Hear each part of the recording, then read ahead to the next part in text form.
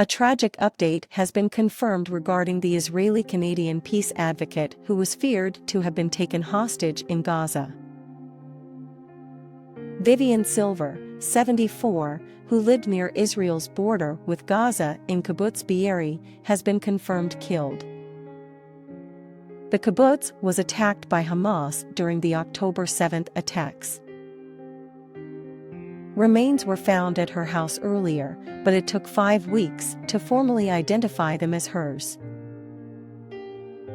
Canadian Foreign Minister Melanie Joly expressed her condolences, describing Ms. Silver as a lifelong advocate for peace.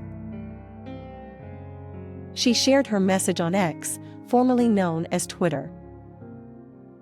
Ms. Silver, originally from Winnipeg, Manitoba, was well known in Israel for her advocacy for peace with the Palestinians. She founded the movement Women Wage Peace, which aimed to pressure Israeli Prime Minister Benjamin Netanyahu's government to reach a peace agreement and end the Arab-Israeli conflict. Ms. Silver's son, Yonatan Zajan, spoke to the BBC and revealed that his mother remained active in her retirement, continuing her work as an activist. She even held meetings just days before the Hamas attacks.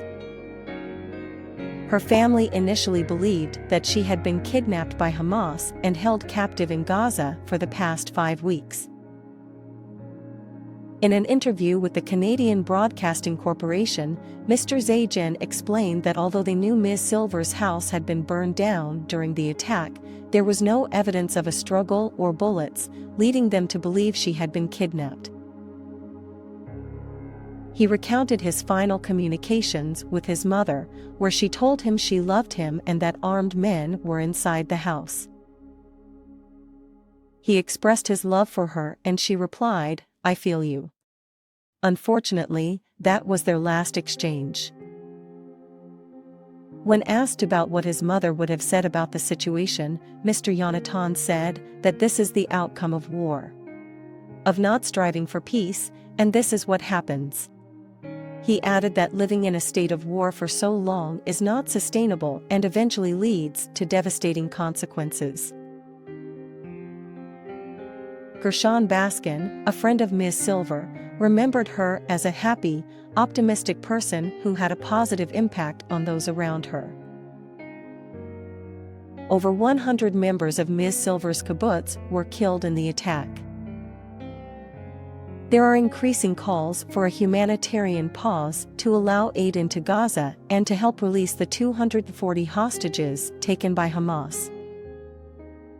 However, Israel's Prime Minister Netanyahu has stated that all hostages must be released before any temporary truce can be agreed upon.